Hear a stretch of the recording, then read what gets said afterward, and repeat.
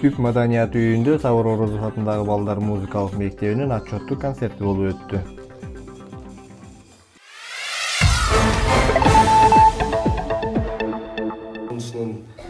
Концертке айыл тургундары Түп райондук мамлекеттик администрациясынын Маданият министрлигинин профсоюз УТРК Сыкыл облустук филиалынын Түп район өнүктүрүү фондунун өкүлдөрүнүн катышуусунда Түп эмгектин алынкыларына сыйлыктар тапшырылып, куттуктоолор менен бирге ыраазычылык айтылды. Ошондой эле 7 өгүз айымдары Шайыр апалар тобу каалоо тилектерин айтып, ырдесте белек кылышты. Белгилей кетсек, быйыл Сабыр Орозов атындагы балдар музыкалык мектеби 7 бүтүрүүчүсүн узатып, алардын музыкалык сабаты бар, келечекте өлкө сыймыгы болушуна мугалимдердин жалпы жамааты көпүрө куруп бере алды. Саламатсыздарбы, урматтуу коноктор, урматтуу биздин Түп район музыкалык мектеп эмгек жамааты, урматтуу окуучулар, урматтуу ата-энелер, барыңыздарды мына бүгүнкү жаркыраган күнү биздин ушул Түп районда музыкалык мектептин отчеттук концертине кош келиптирсиздер демекчибиз. Кудайым буйрса, мынакей жылдан жылга маданият өнүгүп келатат. Муну бардыгыбыз көрүп турабыз. Себеп дегенде биздин жогору жактагы бийлик дагы колдоо көрсөтүп, жергиликтүү бийлик дагы колдоо көрсөтүп, жергиликтүү айыл өкмөттөрдөн бери көздөй ушул маданиятка колдоо көрсөтүү күч алып келүүдө. Себеп дегенде мына 23-жылы азыр маалыматта айтылып кетти, биздин музыкалык мектептин техникалык базасын колдоо жана күчөйтүү максатында иш алып барылды. Мындан дагы мына музыкалык мектептин жетекчиси турасыз, дагы эмнеңиздер жетишпесе, дагы кандай талаптар болсо, азыр баягы современный аспаптар керек да. Ошол себептен эмнелер керек болсо, кайрылууңуздарды кайра жазыңыздар, биз дагы колдоо көрсөтүүгө даярбыз ар дайым. Маданият өнүкпөсө, өлкө өнүкпөйт дейт. Ошол себептен биздин райондун маданияты да күчтүү болуш керек.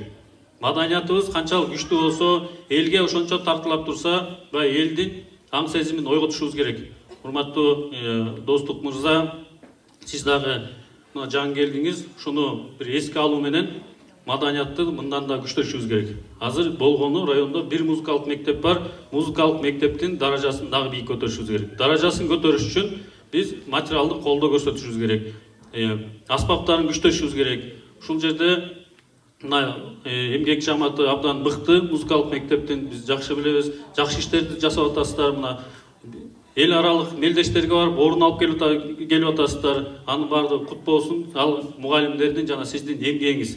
Эмгекти ушу окуучулар келечекте жакшы баалаган. Ушул жерден мыкты кыргыздын эл артисттери, кыргыз мамлекетибиздин келечегинде мыкты уул кыздарын тарбиялап атасыздар. Ошону дагы эмгекти баягы таштап койбостон ар бир кадамыңар ийгиликтүү болсун. Сиздерден дагы мыкты эл артисттери чыксын. Кыргызыбыздын келечегине жараган уул кыздарды тарбиялай беришиңизге тилектешпиз. Майрамыңыздар кут болсун, келечек кең болсун. Эми Кудайым буйруп, Кудайдан бир тилек кылалы, жаңы музыкалык мектептин имараты түшсүн деп. Рахмат барыңыздарга. Түп район өнүктүрүү фондунун төрагасы Бейшембиев Данияр Болотбековичке сөз берилет.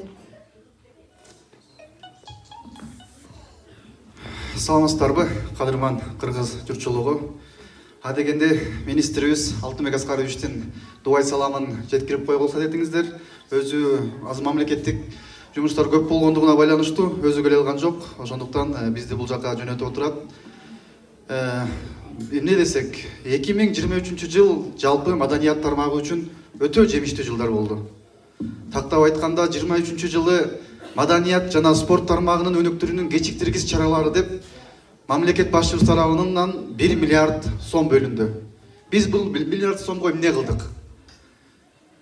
Баарыбызга белгилүү болгондой, музыкалык окуу жайлардын флагманы болгон Калый Молдобасанов атындагы Кыргыз улуттук консерваториясына 24 миллионго жакын акчага чапчыган концерттик рояль алынды.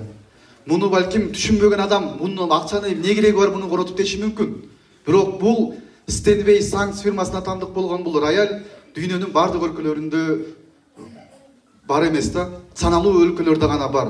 Бул деген эмнени билгизет? Маданиятка мамлекет, ошондой эле өлкө башчылыгы ушундай көңүл буруп атканы, баягы союз учурунда кыргыз маданияты кандай өнүксө, мисалы ошол эле Атай Огонбаевдарды алсак, азыркы өлкө башчы ошол маданияттын экинчи толкунун, экинчи бумду пайда кылалы деп мына быйыл дагы 400 миллионго жакын акча бөлүнгөн турат маданият тармагына. Жалпылап айтканда маданият тармагына былтыр биз эмне кылдык? 78 мектепке компьютер жана ошондой эле принтерлер менен камсыздадык. 5 миллионго жакын акчага китеп басылып, 65 миң китеп басып чыгарып, ошол эле учурда керектүү болгон журналдар, азыркы учур талабына ылайык болгон китептерди чыгарып бердик. Буюрса бул жылы 2024-жылга атайын социалдык пакет каралган. Бизде 78 музыкалык балдар искусство жана ошондой эле көркөм сүрөт мектеби болсо, анын 75 мектеби бул балдар музыкалык жана искусство мектеби. 75 мектепке буюрса жылдын аягына чейин ар бир мектепке бирден концерттик рояль алып берели деп турабыз. Буюрса бул жылдын аягына чейин орундалат. Биз Түп балдар музыкалык мектебинин өтө ишин баягы жакындан билебиз. Биз тыгыз иштешип, Бүжат Абдыкеримовна менен ар кандай идеяларын дайым колдоп келебиз. Мындан ары да колдой беребиз. Мен ушул жергиликтүү бийликке кайрылып кетмекчимин да. Бул маданият тармагы өтө оор тармак. Биздин спецификаны көбү түшүнө бербейт да. Ал музыкалык мектеп десе, мисалы, жалпы мектепке барып бала 30 балага бир мугалим сабак өтө берсе, бизге бир мугалим, бир окуучуга 1 саатты бөлүп сабак өтөт да. Ушундай өзгөчөлүктөр бар. Баягы антип биз жалпы билимге салыштырбашыбыз керек да. Алар 30 балага отургузуп эле 1 саатты өтүп кое берет. А бизге ар бир балага комузду кандай кармаш керек, мисалы, инструментти. Бала туура кармап атабы, колдорунун жайгашуусу туурабы, ошонун ар бирине көңүл буруп баягы окутат да. Ошол себептен бул биздин музыкалык мектептин иши чындыгында оор. Мен ушул бөлүмдү иштеп баягы жеринен таанышкан катары сиздерге айтып жатам. Бүгүнкү ушул отчеттук концертиңиздер кут болсун. Баягы бул пландалбаган иш болуп калды. Эгер алдын ала пландасаңыздар, биз да ведомстволук сыйлыктарды алып келип тапшырууга болмок. Азыр бул жерде биз мындай айтканда өзүм ыңгайсыз болуп отурам да. Эгер сиз бизге 1 ай эртерээк айтканыңыздарда, биз ошол эмгек стажы келген мугалимдерге министрликтин ардак грамотасы же болбосо маданияттын мыкты кызматкерлери деген сыйлыктарды алып келет элек. Эми ушундай нерселерди уюштуруп атканда ушул нерсени эске алып коюңуз. Алдын ала пландасаңыз, биз дагы ошол ведомстволук сыйлыктарды тапшырууга биз дайым даярбыз. Мен ошо өзүм ушу Түптүн кулунумун. Баарыңызга белгилүү болгондой ошо Сары Дөбө айылынан болом. Ошол жакта иштеп, мен үчүн Түп району 1-чи орунда. Кайрылыңыздар, бизде дагы кандай жардам керек болсо, биз дагы дайым колубуз ачык. Анан ушул дагы эмне көп нерсени пландап келдим эле, толкунданып да кеттим окшойм. Сөзүм дагы аягына чыкпай калдым окшойм. Эмгек жамаатыңызга ийгиликтерди каалайм. Буюрса бул бүтүрүүчүлөргө кайрылмакчымын. Ушунча мектепте окуп туруп, башка окуу жайга тапшырууңуздар туура эмес болуп калат. Мен сиздерди консерваторияга, Бешеналиевага, Күрөңкеевке тапшырууңуздарды өтүнмөкмүн да. Азыркы учурда жоголуп бара жаткан инструменттер бар. Бул фаготто жылына 1 бүтүрүүчү бүтсө бүтөт, бүтпөсө жок. Абдыраевдин 11-чи класстын окуучулары Глейген симфонический оркестрларда азыркы учурда окунуп бүтүрөк жатып ошол жерде ойноп атат да. Буюрса биз ушул Чайковскийм Россиядагы Гнесин окуу жайлары менен келишим түзүп атабыз. Буюрса кийинки жылдардан ошол Москвага барып окуп келүүгө, ошондой эле министрлик биз айына сиздерге стипендия бөлүп беребиз да. Азыркы учурда 3 окуу жайда окуп атат. Бул Шукинде, Гичисте жана ошондой эле 3-чүсү эстен чыгып кетти. Жок.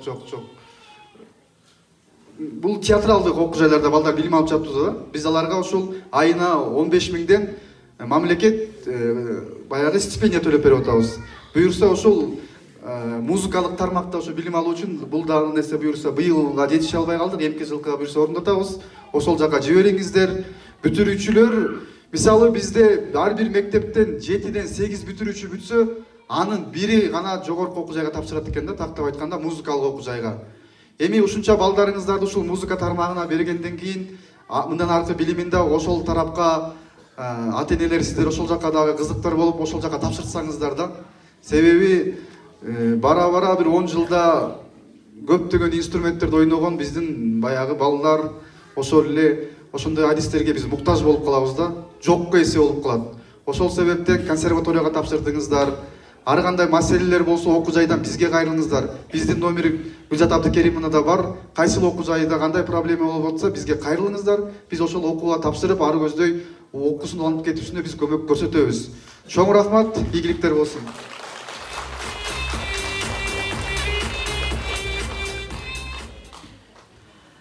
Саламатсыздарбы, кымбаттуу айымдар жана мырзалар. Сиздерди бүгүнкү Сабыр Орозов атындагы түп музыкалык мектебинин отчеттук концертине концертимен чын жүрөгүмөн куттуктайм. Бүгүн Орозов атындагы музыкалык мектебинин мугалимдер жамаатынын өстүргөн нөмөлөрүнүн жемиштерин алып атат деп ойлойм. Мына өзүңүздөр көрүп атсаңыздар, азыр жетекчилер айтып кеткендей, ар тараптуу колдоолор, ар тараптуу мындай материалдык болобу, руханий болобу, ар кандай колдоолор көрсөтүлүп келе жатат. Биздин Ысык Көл улуттук телерадио корпорациясына караштуу Ысык Көл облустук телерадио компаниясынын жетекчилиги дагы директорубуз Алтынбек Камчыбекович Бектуровдун буйругу менен биздин телевидение менен байма-бай кызматташып келе жаткан мугалимдер бар. Себеби бизде билесиздер, Көл таңы программабыз бар. Ушул программага, музыкалык программага байма-бай келип катышып, өспүрүмдөрдү, жаш таланттарды өстүрүүгө зор салымын кошкон эжекелерибизди бүгүн ыраазычылык барагы менен сыйлап коюуга уруксат этиңиздер. Барыңыздардын иштериңиздерге ийгилик, мындай чоң жетишкендиктерди багындыра бериңиздер. Телевидение сиздер менен дайыма кызматташтыкка даярбыз. Кандай бул шарттар болот, кандай мероприятиялар, иш-чаралар болсо да чакырып туруңуздар, чагылдырып элге жеткизип турганга биз дайыма мүмкүнчүлүгүбүз бар жана колдоп жөлөк бул кызматташыкка даярбыз. Айта кетсек, ушу 2022 жылы жалпы суммасы 200 000 сом түзүлгөн акча каражатына музыкалык аспаптарды алынып берилген. Айта кетсек, ошондой эле 2023 жылы жалпы суммасы түзүлгөн 866 000 сом акча каражаты бөлүнүп, жалпы ушул астыбызда турган, көрүнүп турган музыкалык аспаптар мынакей Гүлзат Асекановна менен чогуу биздин кабинеттен чыкпай күндө бизди тажатып отуп мынакей өзүнүн жакшылыктарын, ийгиликтерин көрүп турабыз баарыбыз. Айта кетсек, ушул жалпы ушул бүгүнкү бүтүрүүчүлөргө дагы ийгилик каалап кетелек. Ошол ийгиликтерге жетишип, жанагы жогоруда айтылып кеткендей эле жакшылыктардын баарын каалайбыз. Ошол менен мынакей облустук башкармачылык тарабынан да айтылып кетти. Биз буга чейин райондук өнүктүрүү фондусу жана райондук мамлекеттик акимдин колдоосу менен колдолуп келген. Колдойбуз, дагы буюрса облустук айтылган сунуштарды эске алып, ошо менен дагы колдоп келгенге тилектешпиз. Ошо менен чоң рахмат силерге, концертке ушундай иштериңизге ийгилик болсун.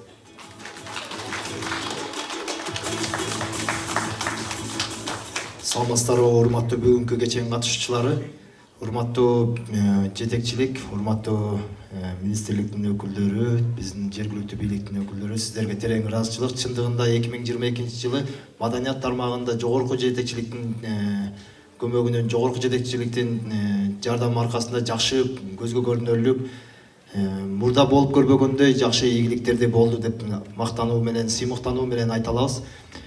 Жакында эле министрликте болгондо жакшы бир сөздөрдү уктуп элек, жакшы бир ийгиликтер дагы болот деген тапшырмаларды Кудай буюрса күтүп жатабыз. Сиздерге ден соолук, ишиңиздерге ийгилик, баарыңыздарга бекем ден соолук, үлгүлүү бакыт каалайбыз.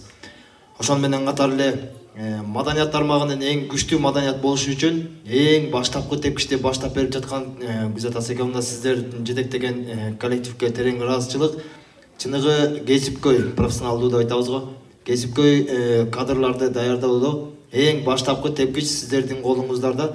Мына быйылкы бүтүрүүчүлөрдөн 6-7 бүтүрүүчү бүтүп аткан экен.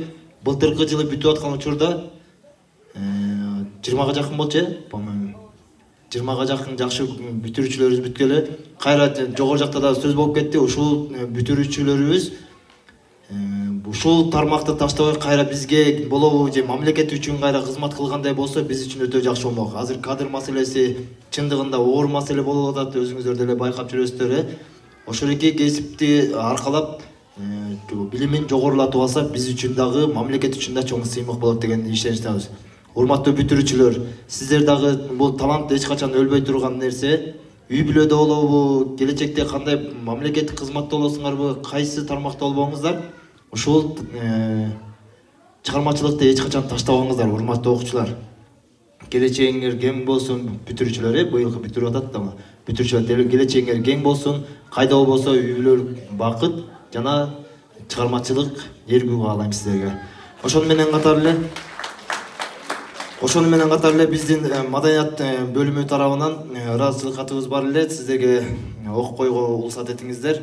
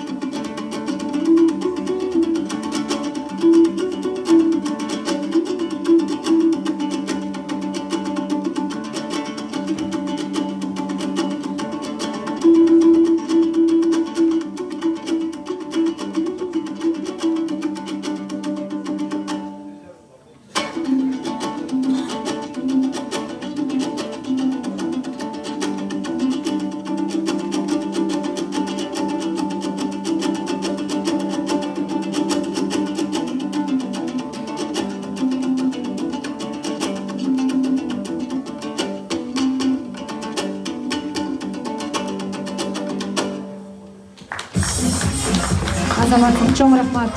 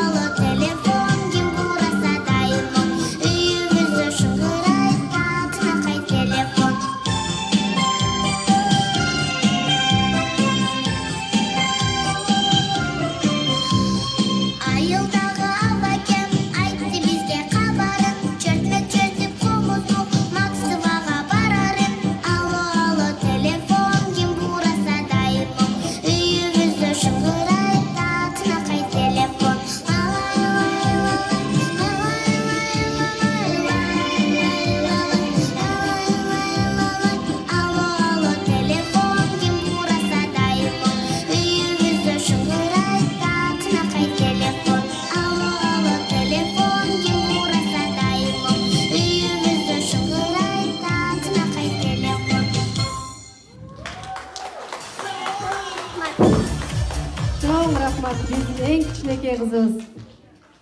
Жанга жаккан ыйык комул.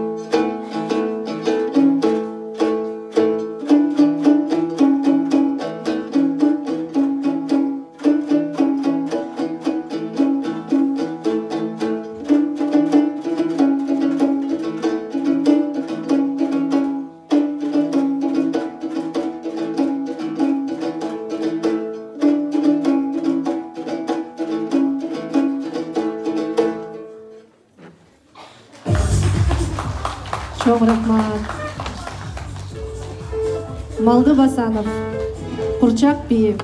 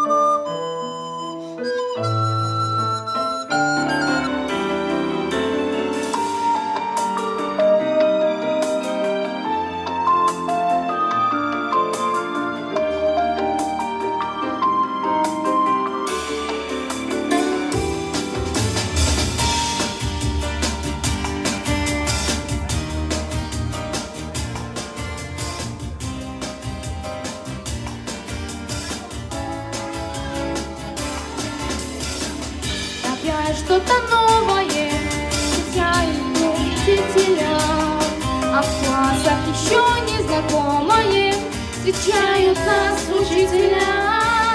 Мы научились с детства нас всегда стремиться быть, и каждый день, и каждый час мы учимся всю жизнь.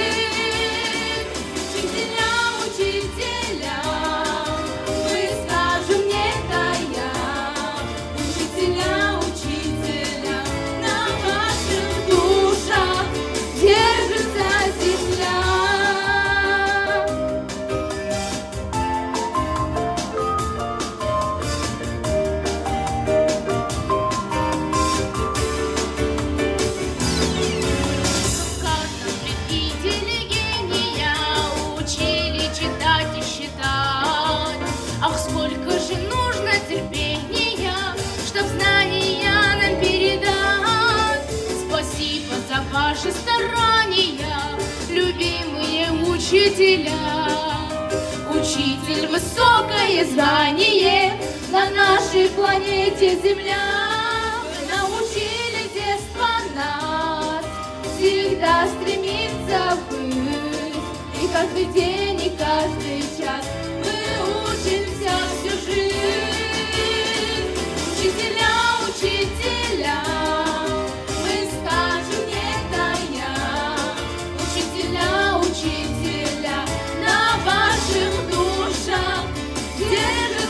земля. Умели вы ключик подыскивать сердцам нашей детской страны. И видно, что были так искренней, работу свою влюблены. И сердце навеки останется любимая школа моя, где преданным и до беспамятства встречают нас учителя.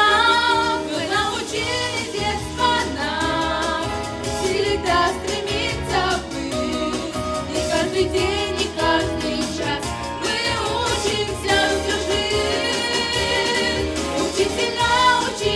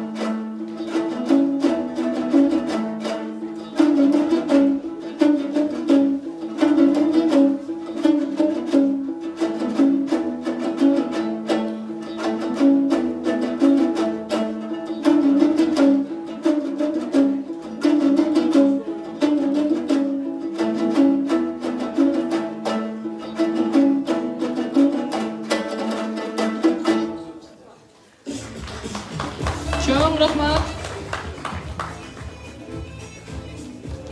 Белектериңерди алып коюңlar.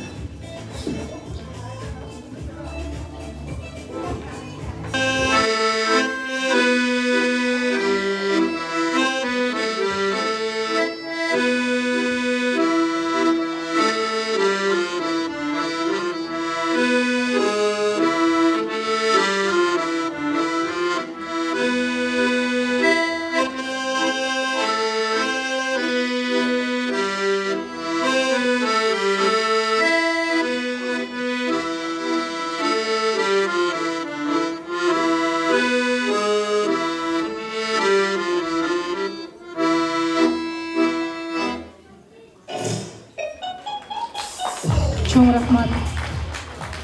Жарқылдаған жылдыз би, жашообузду нурдасын, ырыс болуп кыргыз би, ынтымакты.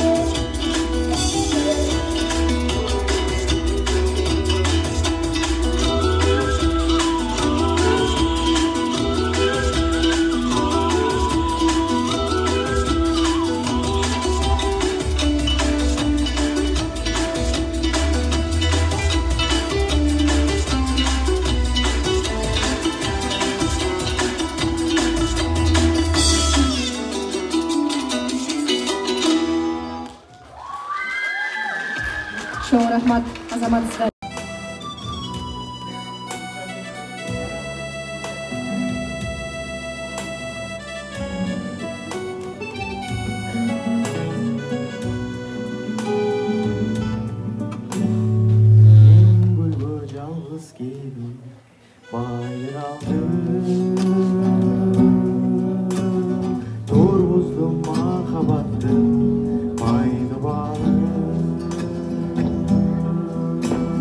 Жаштырым татал жолдо жаңылышым долондон канатымды кайрып алды жаштырым татал жолдо жаңылышым долондон канатымды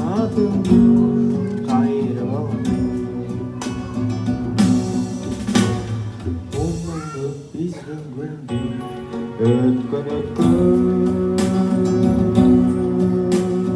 Elerimin aman bolsun Nahir köksün Hazır men жалгыз uçkan Akbu olup Baratam bakıt izlep Pamir gözlep Hazır men жалгыз uçkan Akbu olup Baratam bakıt izlep Pamir gözlep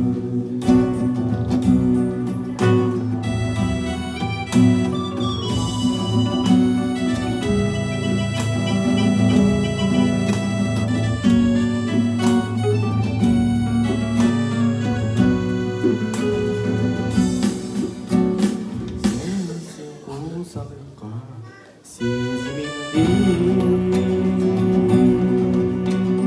жаздагы салкын желден кабар угулам мен жокто сылай жүрдүм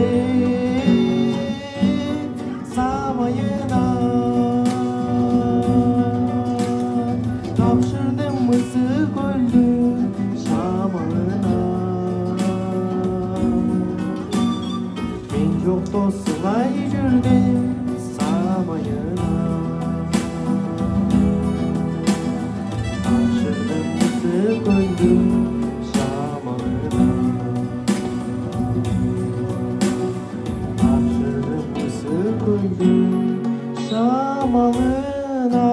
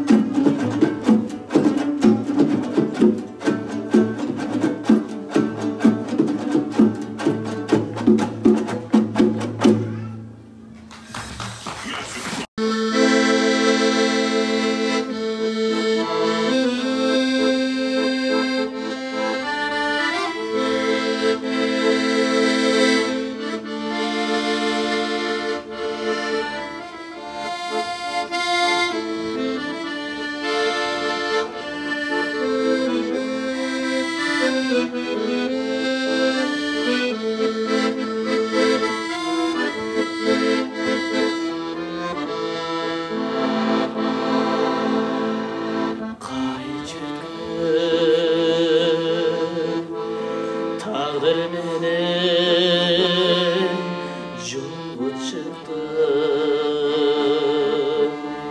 Силердин ак булуттар жолдош кылды Мен келип алтын кумду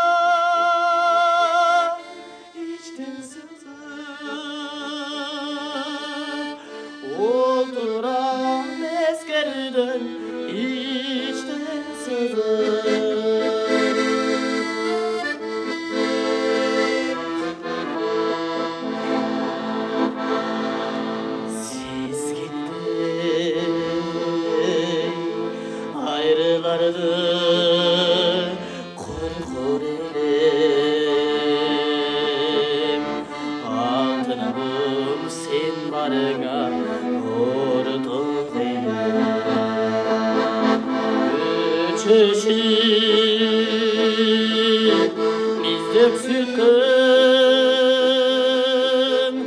жаңылыга өмүрдүн өрүнгөздөй жалгыз келем өмүрдүн өрүнгөздөй жалгыз келем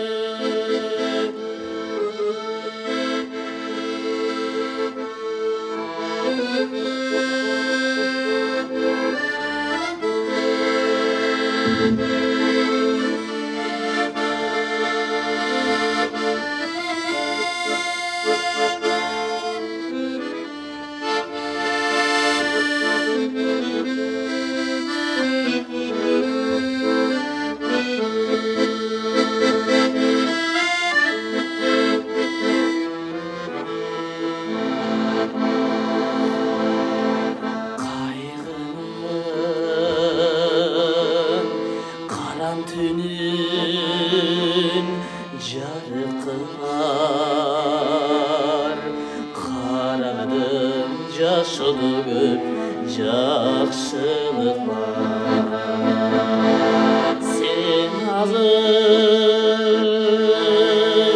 эмнени ойлоп турдуң экен айдалып баратканыңа ак булуттар айдалып баратканга ак булуттар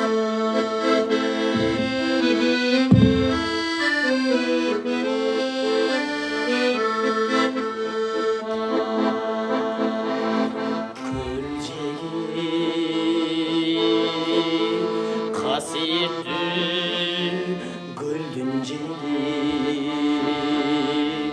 görmedim ötkürmedim emnelerdi adashıp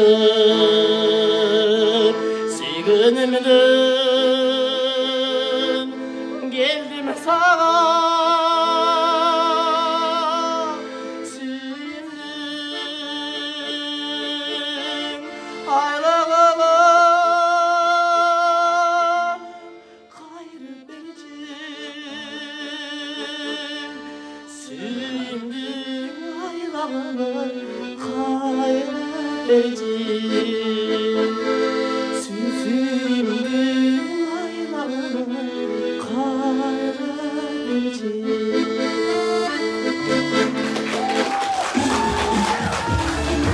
Азаматсың, чоң рахмат. Жумабедин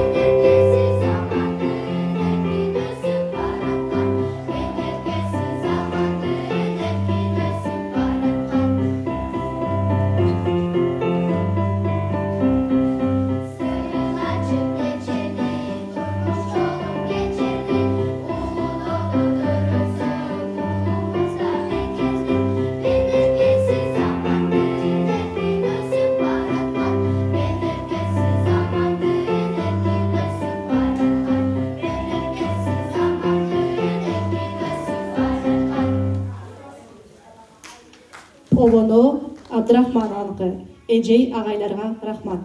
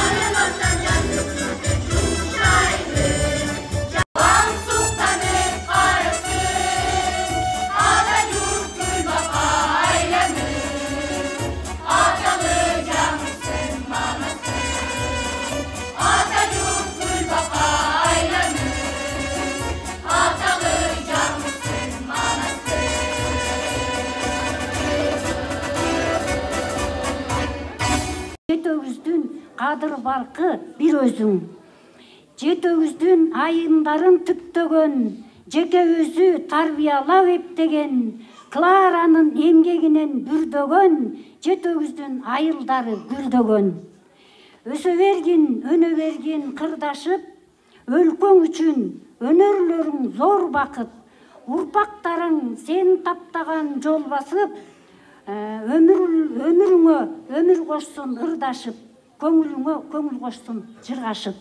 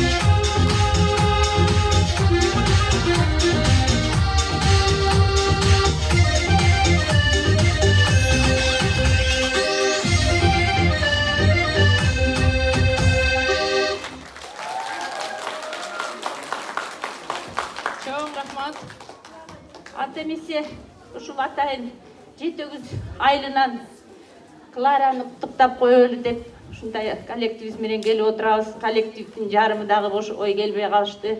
Кечирип койгула. Ушу бүгүнкү майрамыңар кут болсун. Аманчылыкта болуп, ден соолукта болуп, ушу балдарыңардын ата-энелер, балдарыңардын үзүрүн көрүп, урматын көрүп, кийинки кесиптерине күбө болуп жүргүлө. Окуучулар, ушул кесипти улантып, талантыңар ташкындап, Кыргызстанга жарай турган жакшынакай таланттуу инсандардан болуп өскүлө. Ден соолук берсин, иште ийгилик болсун. Клара, ишиңде ийгилик болсун. Дайыма сени менен сыймыктанабыз. Чоң рахмат.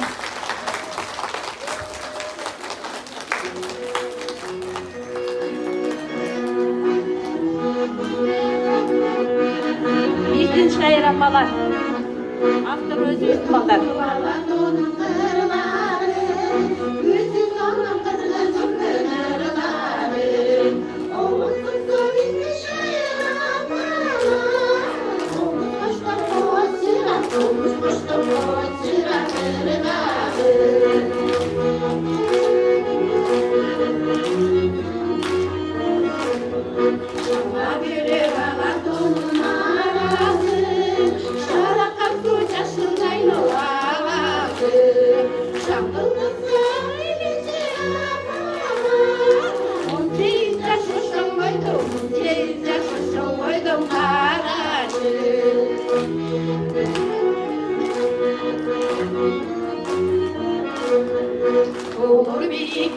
башында мақар, қартайып қалақ таланда мақсат бар.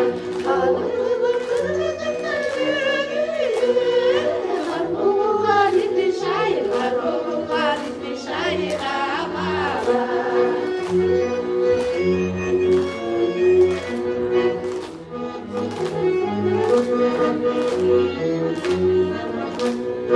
Қолқын түйреп қолқын болып шарқына, түтін жанды аппаландай жарқылда. Гүлгүл болған үйді дағы іштеді, аппалатын орды биік қалғында. Гүлгүл болған үйді дағы іштеді, аппалатын орды биік қалғында. Апалатын орды биік қалғында.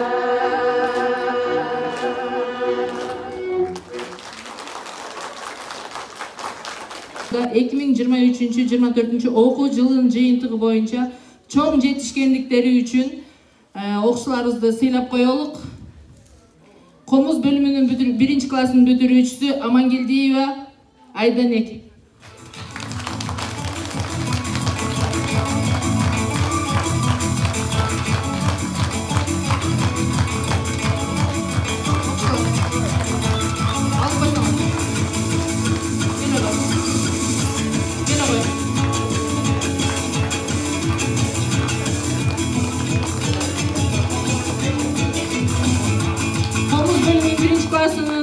Бүтүрүүчүсү Нуржадиева Нурайым.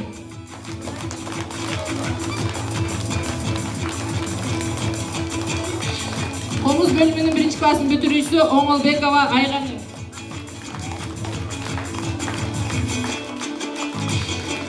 Убыкенова Керемет, комуз бөлүмүнүн 1-классын бүтүрүүчүсү.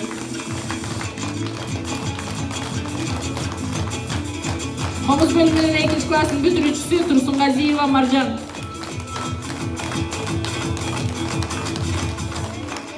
Комуз бөлүмүнүн 2-классын бүтүрүүчүсү Досманбетова Салкынай.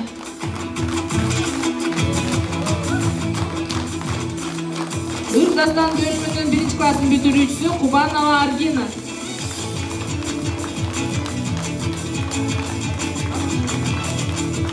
Комуз бөлүмүнүн 1-классын бүтүрүүчүсү Амангелдиева Назбике.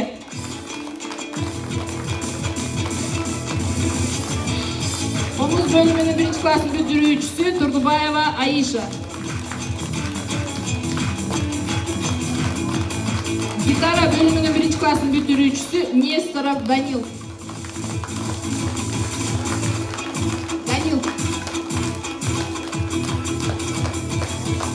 Аккордеон классынын бүтүрүүчүсү 3-классын бүтүрүүчүсү Урматов Нурмухамед.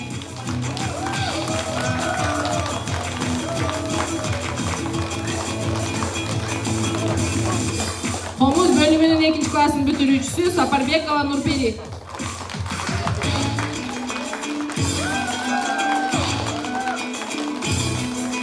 Аккордеон классынын 1-классын бүтүрүүчүсү Жакшылыков Нурислам.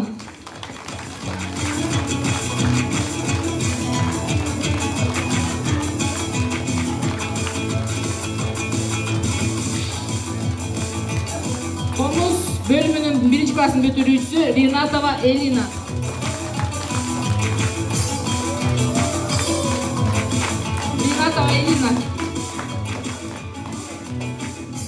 Үйлөнмө аспаптар бөлүмүнүн 4-классын бүтүрүүчүсү Кадыракунова Зулайка.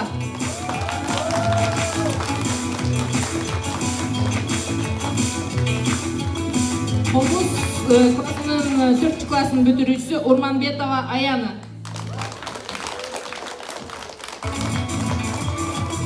Комуз бөлүмүнүн 2-классын бүтүрүүчүсү Асанканова Айбеким.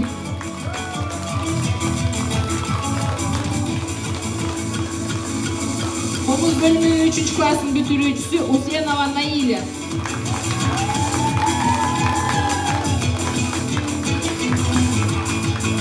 Ырдастан бөлүмүнүн 1-классын бүтүрүүчүсү Ракымбаева Лилия.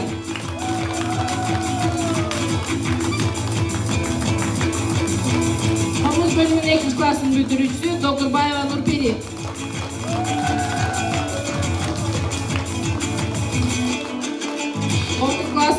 классын бүтүрүүчүсү Орозова Аделя.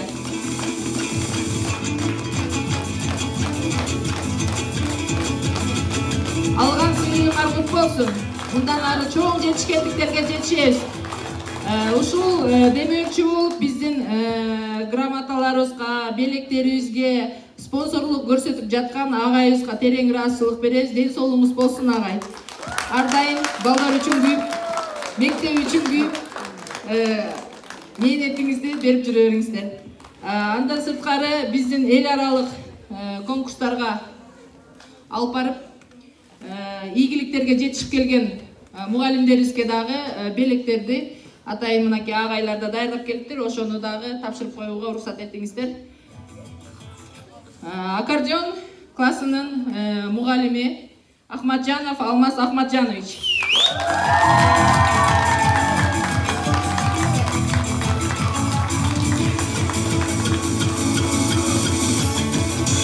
Комуз классынын мугалими Акимканова Махабат.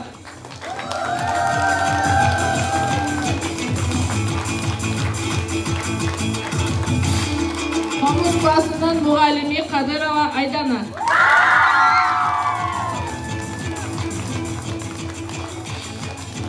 Комуз классынын мугалими Замирбекова Айнура.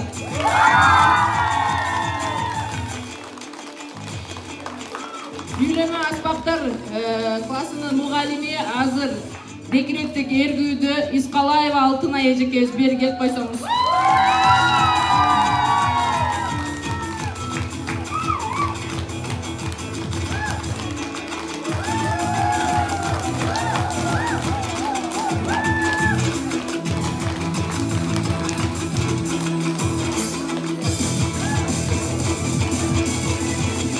Андан сырткары биздин ата-энелерибизге да ыраазычылык баракчаларыбыз бар эле. Жалпы музыкалык билим алууда 2023-24 окуу жылынын жыйынтыгы боюнча мектебибиздин маданий тармагына кошкон салымы үчүн Спабекова Эльнура сыйланат.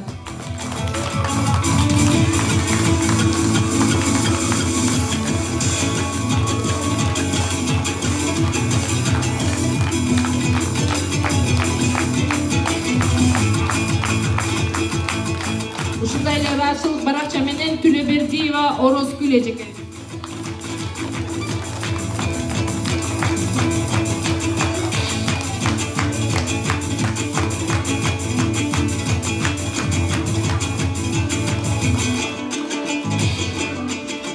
Ушундай эле ыраазычылык баракча менен Марс кызы Айжамал эжекебиз.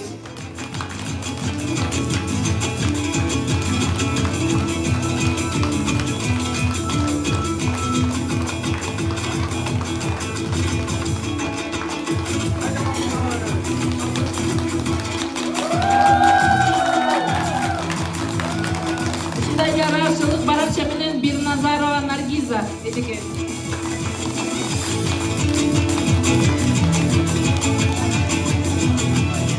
Ушундай эле ыраазычылык баракча менен Сулайманова Нуржан эжеке.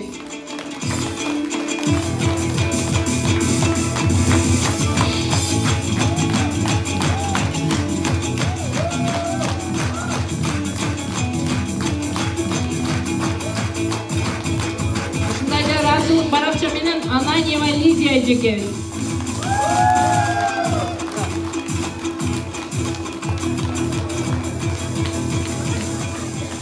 Ушундай эле ыраазычылык баракча менен Абдылдаева Чолпон эжеке.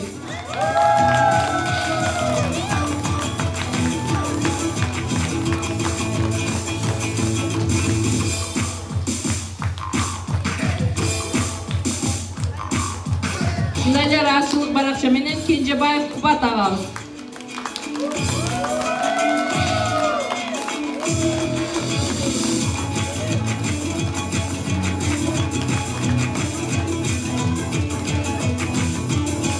Ушундай эле ыраазычылык баракча менен Шамбетова Жайлыгүл эжекебиз.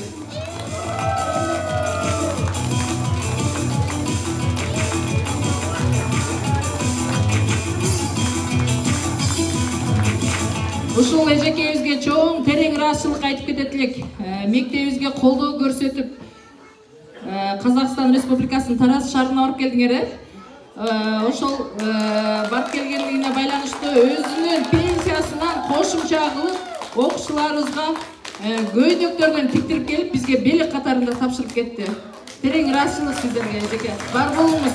Ар дайым пенсияңыз көп болсун. Ушундай эле ыраазычылык баракча менен Абдиева Чынаркүл эжекебиз.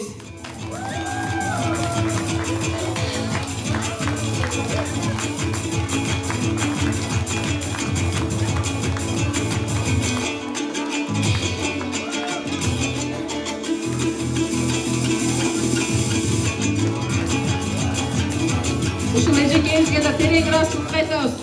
Мынакей күнү түнү баягы алыстан бери Сартолого айылынан бери келет. Кенедей кызыбыз Медина. Мынакей бир эле бөлүмдө эмес, 2 бөлүмдө окуйт. Казакстан Республикасынан 1-орунду жеңип келди. Монда да достук шаңында ийгиликти жаратып келди. Мынакей алтын кызыбыз бар болсун. Сартологойдон бери элет. Суугуна дагы, ысыгына да чыдап. Рахмат сиздерге.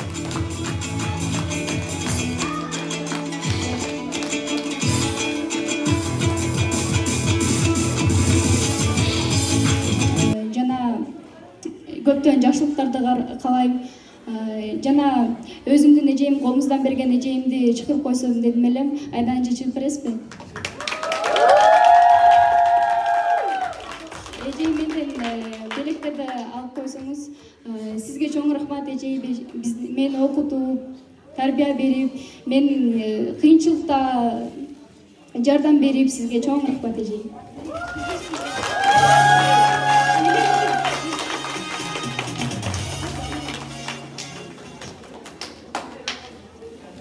Саламатсызбы, урматтуу эже агалар. Биз аябай силерге ыраазычылык билдиребиз. Өзүмдүн эжемди чыгарып коюңуз. Элвира эже. Элвира эже.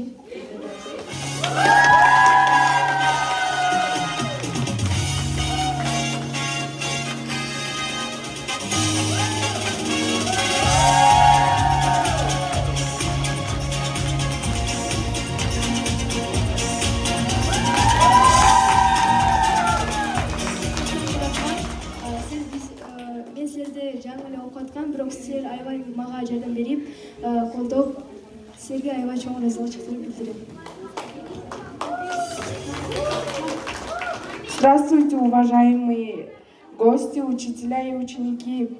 Я хотела бы поблагодарить своих учителей и свою учительницу Махват эже Чыпкосову.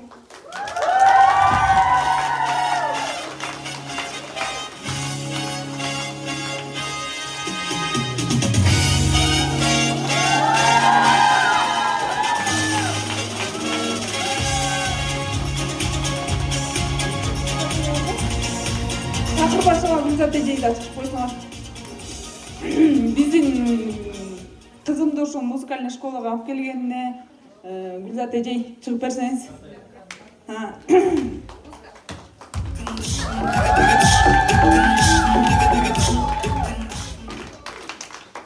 Ушул Гүлзат эжейге терең ыраазычылык билдирем. Менин кызым ушу биздин көчөдөн өтөт эжейбиз. Анан көчөдө эле ойноп жүргөндө ушул кызды музыкальный школага алып барып, ошол жактан көп нерсе үйрөнсүн, көчөдө жүрө бергендерине деп Антошка деп атып ушул кызды алып кетип, билимин берип, чоң салым кошуп окуткан. Негизи эле ушул музыкальный школадагы мугалимдер баардыгына терең ыраазычылыгымды билдирем. Көптөн көп силерге таазим. Чоң рахмат. Сизге да.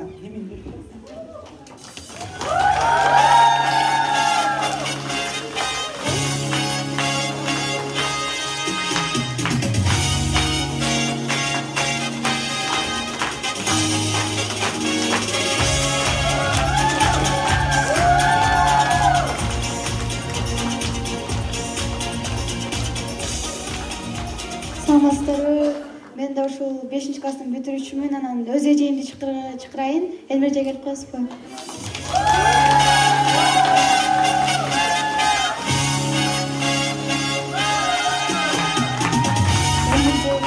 Сиз менен 1-2 жолу окугам, ага чейин башка жерлерде, бирок ушул аянкы жылдар сиз менен сиз эжеңиз болгон аябай сүйүнүп атам.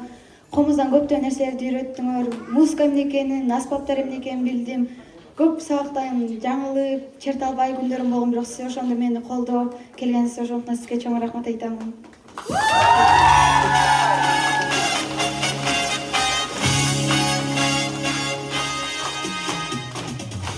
Здравствуйте, уважаемые учителя, родители, ученики. Я бы хотела позвать свою учительницу, Алтынеже.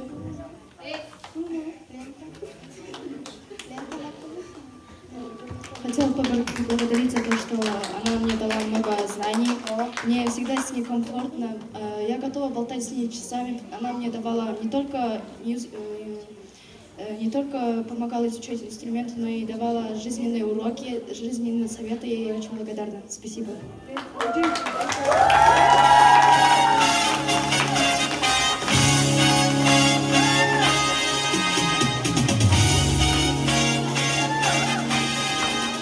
Также хотела поблагодарить еще одну учительницу, свою Маликадже.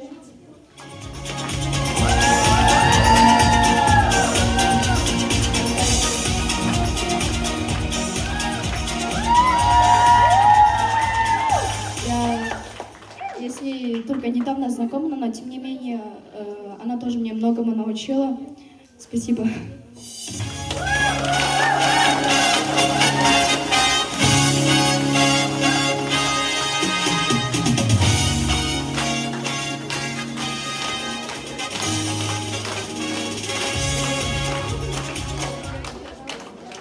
Эжейлер чыкалдыңыз. Клара эжей, Венера эжей, Сальфеджо Гүлзат эжей.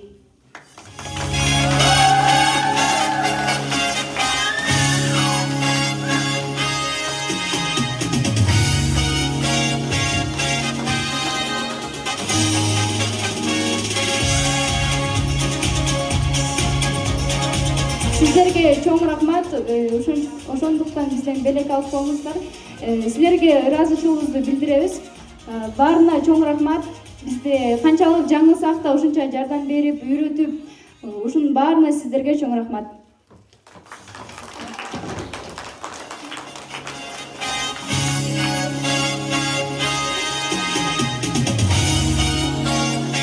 Төртүнчү класстар эстафета тапшыралдыбыз, 4-чү класстар.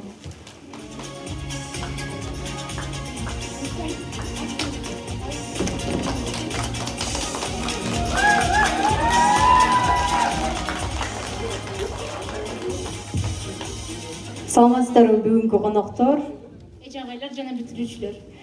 Биз Сабыр Орозов атындагы музыкалык мектебинин 4-чү класстардын окуучусубуз. Бүгүнкү майрамыңыздар менен куттуктайбыз бүтүрүүчүлөр. Сиздерге кааларыбыз, ийгиликтерди каалайбыз. Сапарыңар байсалдуу болсун. Көптөгөн жетишкендиктер, жолуңар ачык болсун. Комузду жана башка аспаптарды черткенди унутпай.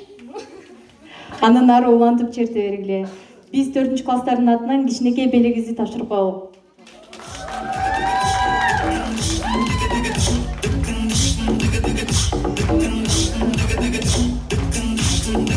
Урматтуу 4-чү класстар, силерге ыраазычылыгыбызды билдиребиз. Силерге да көп жакшылыктарды каалайбыз. Тилегенибиз баарыңар кызыл аттестат менен бүтүргүлө. Ушуну биз каалайбыз. Жана биз да эстафетаны улантып, силерге өзүбүздүн лентабызды тапшырып кетели деди элек.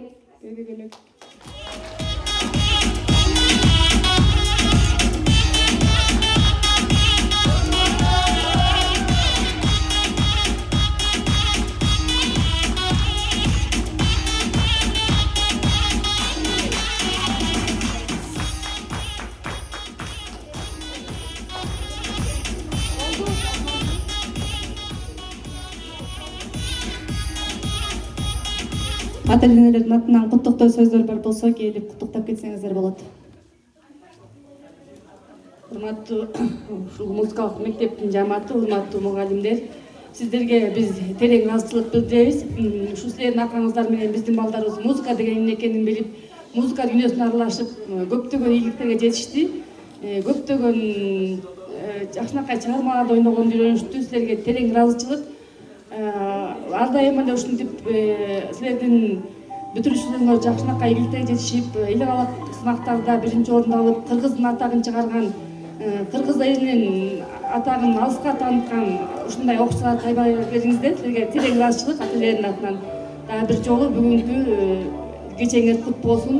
Ар дайым ушул мектептен кыргыздын кыйрын алыска тааныткан мыкты музыканттар, мыкты элдин уулдары чыгып турушуна тилектешпиз. Чоң рахмат сиздерге.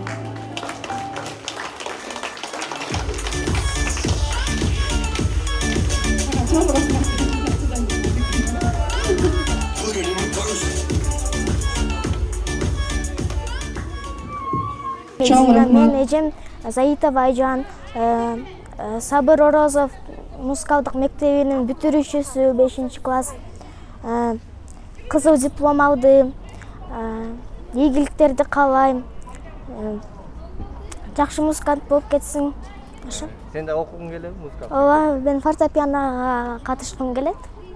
Жакшы. Жалпы концерт кандай өттү? Концерт жакшы болду. Жактыбы? Ооба. Жакшы. Биз Түп районуна караштуу Сабыр Орозов атындагы Түп балдар музыкалык мектебин жетектеп келем.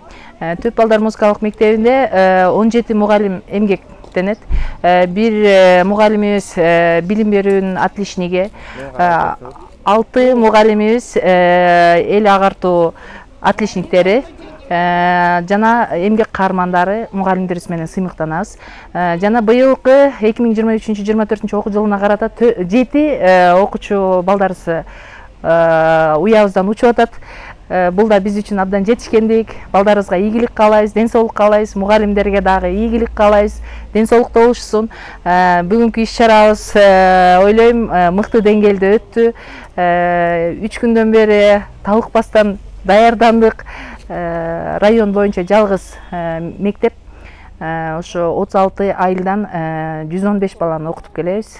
Кудай буйрса кийинки жылкыга контингентти көбөйтүп алсак деген тилекте болуп атабыз. Колдоолор абдан көп болуп атат.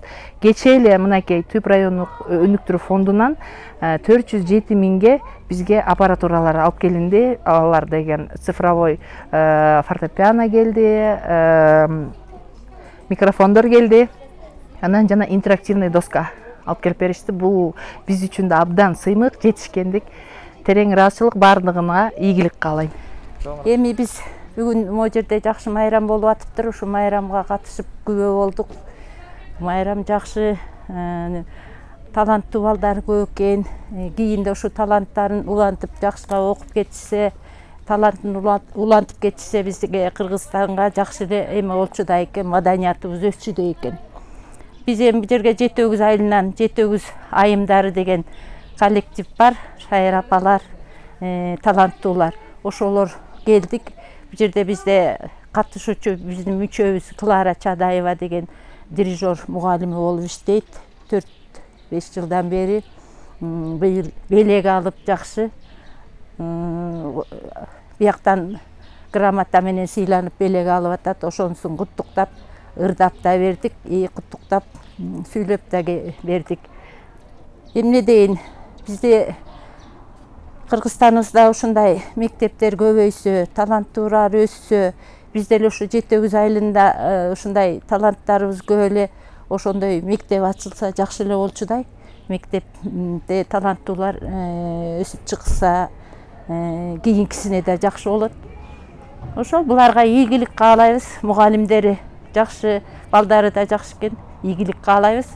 Иштеринде ийгилик болсун, таланттарды өстүрө берсин. Мисалы мен деген азыр 4-классмын, анан эмки жылы бүтүрөм. Мен кичинекей чагымдан бери актриса болгум келчү, анан бул музыканын атынан актриса болом депчи. Анан билбейм, андан ары кандай болуп кетет. Башкага эле тапшырайын деген ойлорум бар. Музыканын айына мисалы атынан аттестат жанакындай күбөлүктү алып, ар жак бер жактарга барып мындай ойноп турсам дегендечи. Ошо дагы Мен 5-класстын бүтүрүүчүмүн. Мен кичинекей кезимден ушул ырдагым келчү. Ошоктон музыкалга берилген болчу. Апамдар азыр 5-классты бүттүм комуздуу күбөлүк менен. Эми окуумда болсо Бүбүсараныкына тапшыргым келет. Театрларда выступать этким келет. Өзүм элге болсо ушул музыка дүйнөсүн ачкым келет. Ырдап жүргүм келет. Ошентип комузду чертип анан башкаларды болсо ушул музыкага келип, музыкага үйрөнсүн. Жашоодо музыка болсо аябай жакшы нерселерди, жакшы эмоцияларды берет экен деп билдим. Ошондуктан өзүңөр да музыкалныйда окуганыңар жакшы болот деп ойлойм. Ошо.